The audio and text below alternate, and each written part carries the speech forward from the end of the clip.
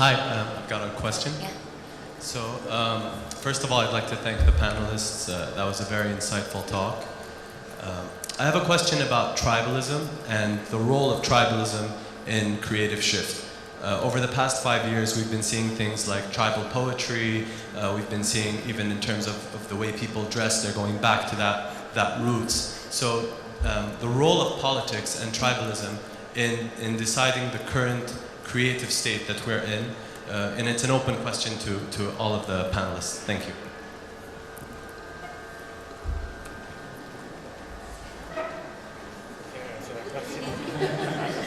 I'll just start by saying that's why I kept insisting on looking back at history, and that we always look back in order to move forward. You need to look back, and that's what I think, especially with fashion, as you mentioned, is that we were going back to tribal dresses and how, so we kind of look back to the history, I feel, to go forward, and that's what I can answer for, but I think. One of the things is, okay, if you look at the photographs of our parents back in the 60s and 70s, they had a blast. So that was amazing, but also, and I'm talking about in Kuwait. In Kuwait, the thing is, in the 60s and 70s, those guys were actually, they were changing really fast. But something happened. And nobody can really actually tell what really happened, like, which is kind of scary. Just went Bermuda Triangle, done, you know? The thing about what I'm seeing with the dress wear and like the tribal, a lot of people want to actually keep their roots. One of the things that really scares me is I don't want people, like, I have nothing against Dubai or any other places. Dubai is beautiful, but I still don't feel like there's any culture there. And one of the things that's so scary to lose about Kuwait is the culture. When you look at the buildings, you look at the people from the past, you look at the photographs, the way they wear the dresses. Like, there was once I was trying to explain to somebody what the Ramadan dress is. It's actually the amount of detail that goes into that thing. It's so beautiful. There's actually quality in that stuff.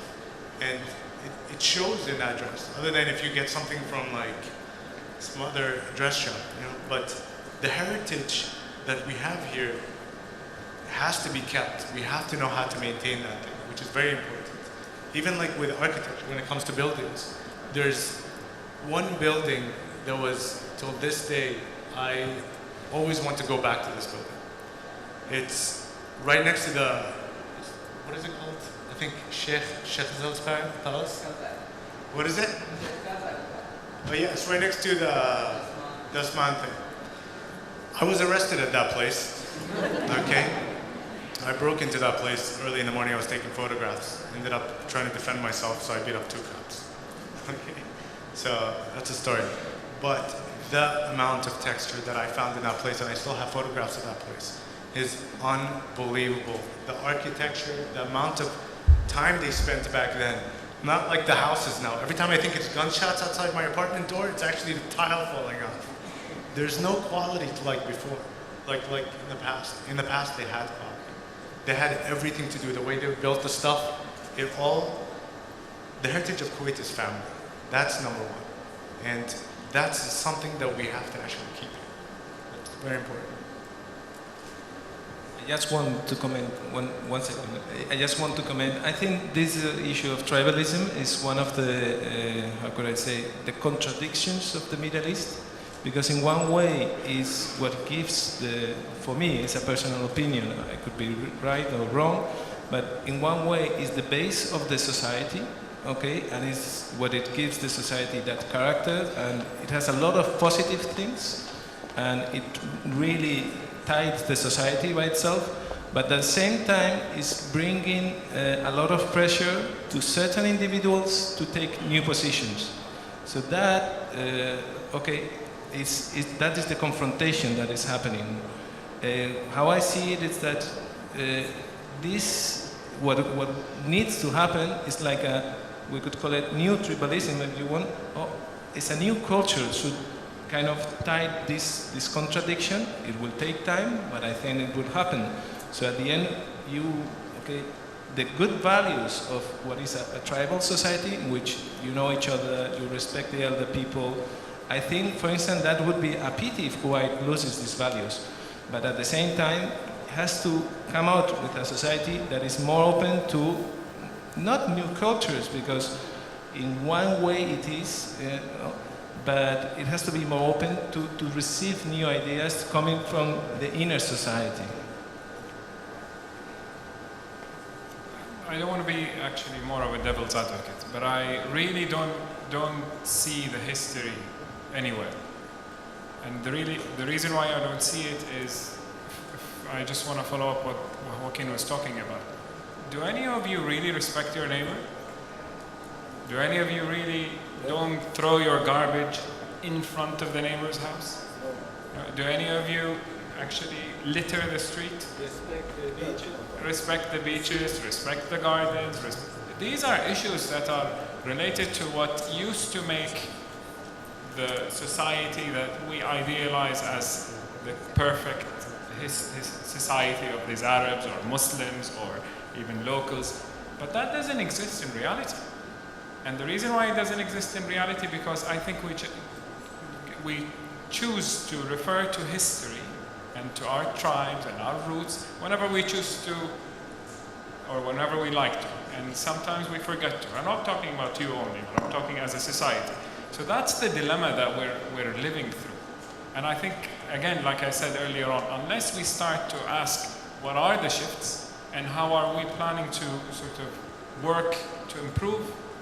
So, and that happens very simply. If you see someone throwing something in the street, actually, if they see you pick it up and throw it in the garbage, that by itself is a lesson.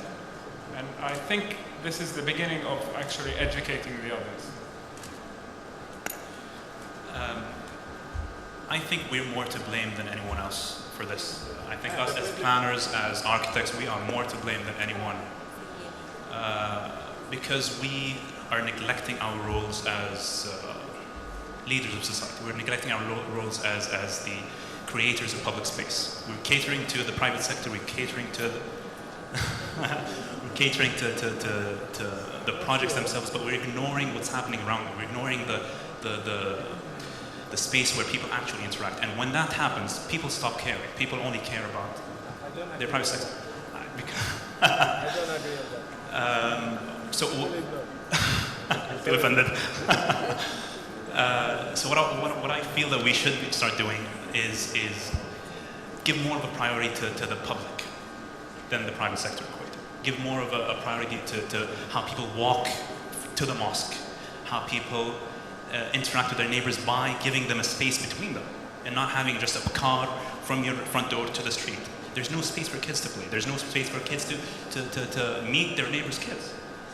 How would the interaction happen if there's no space for the interaction to happen? I mean, that's just... I don't really want to comment. No, I mean, the architects were sure, definitely, a part of the society to blame, but we are not the ones to be blamed the most. I think the society by itself, unless the society is a reaction, internal reaction from the society, we could do whatever we want. I mean, we could create palaces, amazing squares, whatever. Yesterday, behind Marina Mall, okay, public space. We saw an area that it was destroyed, so it was paved. They lifted the pavement because someone probably tore down the house there and said, I take the pavement with me because it's like what? Okay, there were like 10 tables there with guys smoking shisha in the middle of the dust. Okay. What could I tell you? Is the architect has something to do there? No, nothing. I think it's a social thing in which, yes, we could collaborate. I think we should propose things. I think we should take a proactive position or role in which demanding this. But I think the society by itself should kind of gain that education and start demanding that spaces.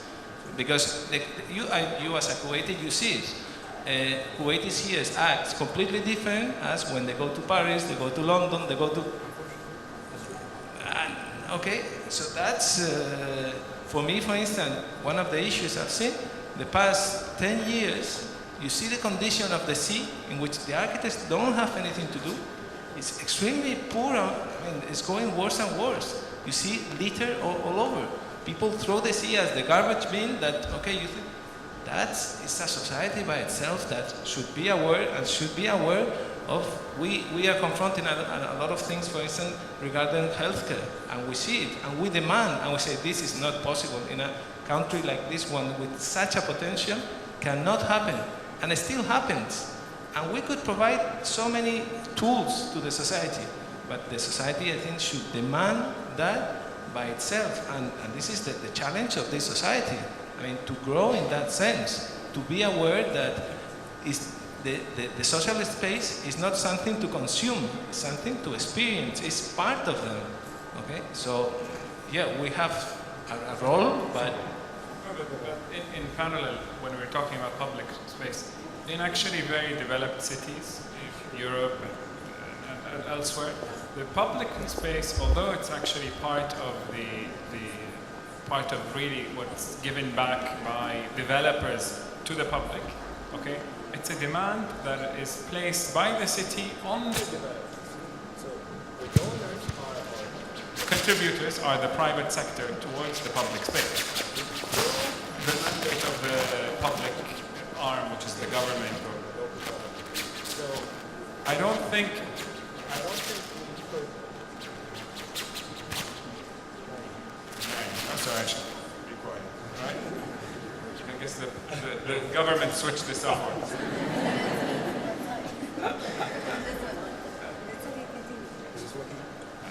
Okay, so what we're trying to say is we cannot say it's public space or private space. No, it's actually our space as users of the city, and we're the ones who are supposed to demand it, and we're supposed to be the ones that actually improve it. And like you guys and the rest of the team are trying to do, okay, I'm improving a park. The park was given by the government. No one cared about that park, unfortunately. And you put a group of people together and you're trying to improve your own space. And that's a demand that you have placed back to the city. But others are not doing that elsewhere. So.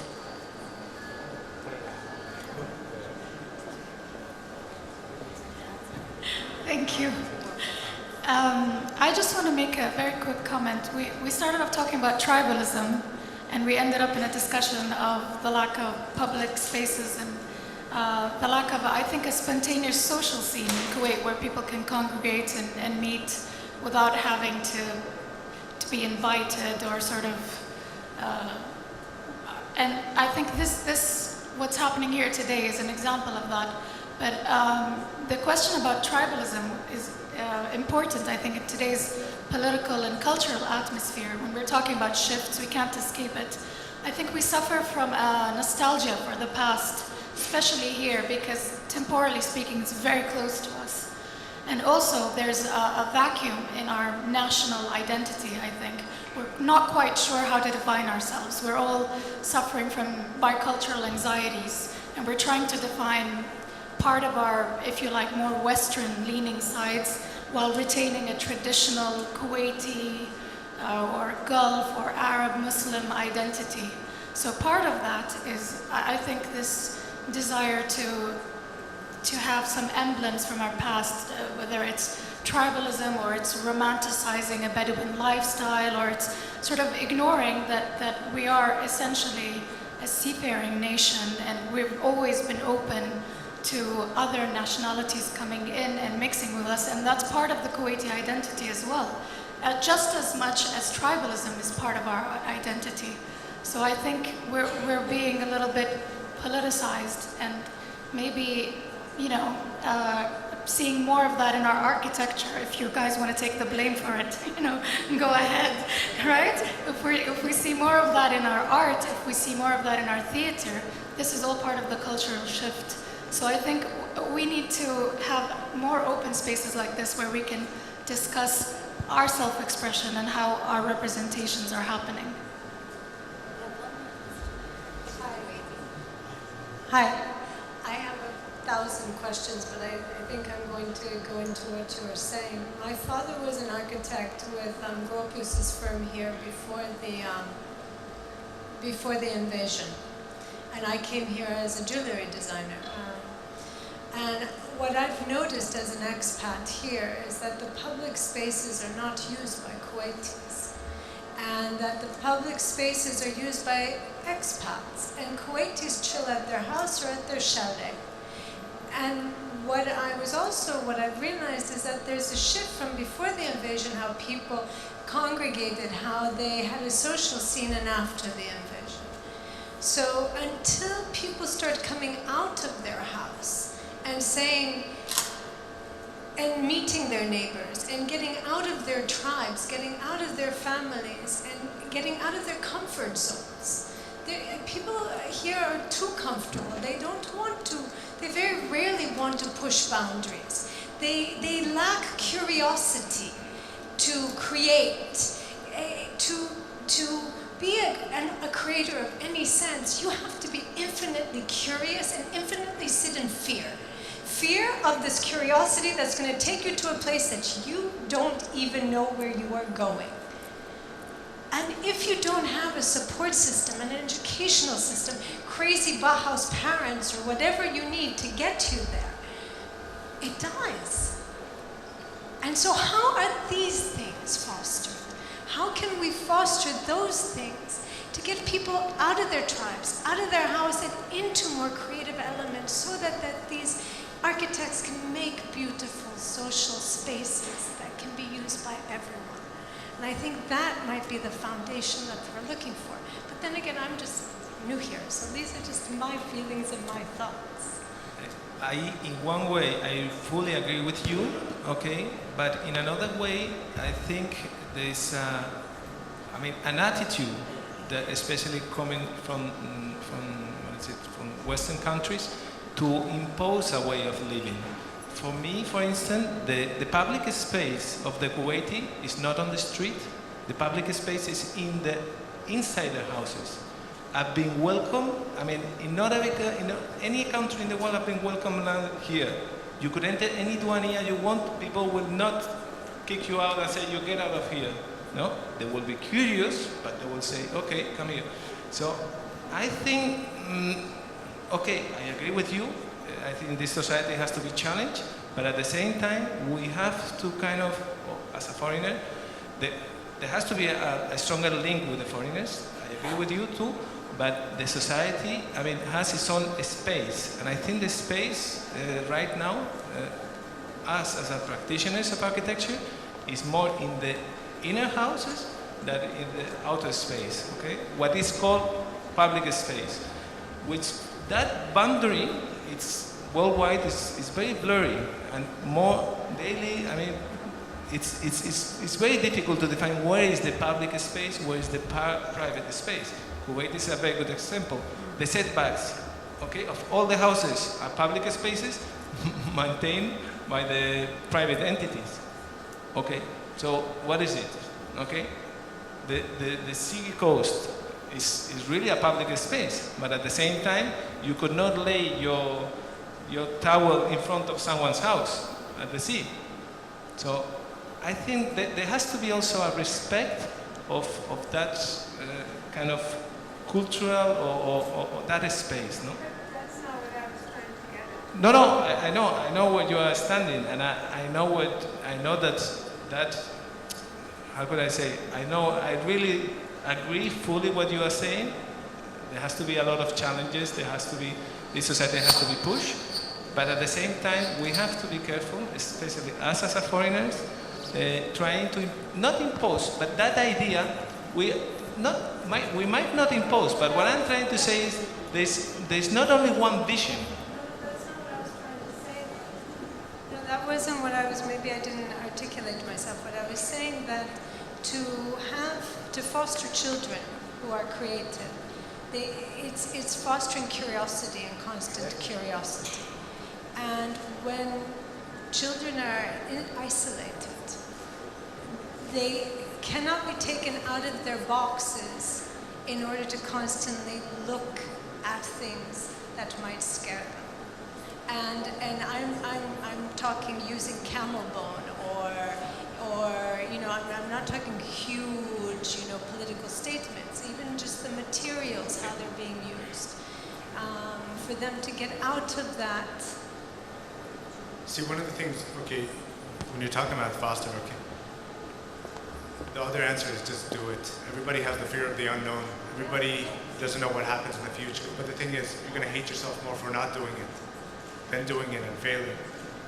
I probably failed maybe 6-7 times in my whole life, but I will never give up because I still want what's there. I can always show people and teach people. There's no such thing as I'm going to just keep everything to myself. And when it comes to kids, kids are the fastest learners. And they will pick up and you'll always see what they're going to like, what they're going to love, what they're going to hate, what they're not going to hate. The thing is, you don't force it on them. And you don't deprive them, you know? Deprivation leads to overload. That's what I realized in Kuwait. When you deprive something from somebody, it's insane. It will never come out the right way. My answer is definitely just do it. Push them in the right direction. Just expose them to anything that you think that they might like. If he likes scribbling on the walls, let him scribble on the walls. There's things that I've seen where I let kids actually scribble on my walls.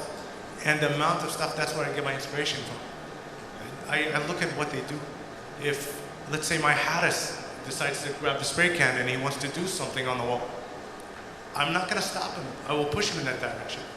Now he thinks he's an artist. I love the fact that he thinks he's an artist.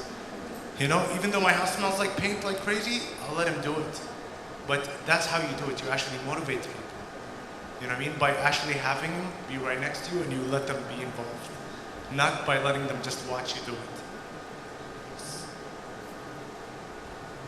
So sorry, but I'm going to have to close the door now because we kind of went over time. But thank you, everyone, for joining us today, and thank you for our amazing panelists. I'm so sorry. I know we have much more to talk about.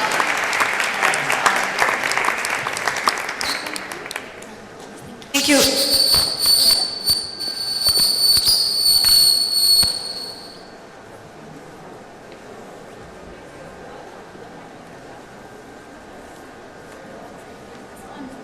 Hello? Okay. Thank you, everyone, and thank you to our panelists. Just to close, we would like once again to thank you for coming. Reminder again about Nuqat conference on November 7th to the 12th, Executing Culture Shock, which will be held in Kuwait at Al-Amarkani. We'd also like to remind you that there is a comedy show tomorrow as well. There's very limited seats. We have around only 30 tickets left. You can buy them from gotapnow.com/Nuqat. And now we're going to open up the exhibition of Your AOK that mimics the function of the website. I would like to just let Ruba explain to you about the exhibition. The exhibition will be open tonight until 10:30, as well as tomorrow after the comedy show. Thank you so much all for coming. It has been a pleasure. I hope you enjoyed. Thank you very much.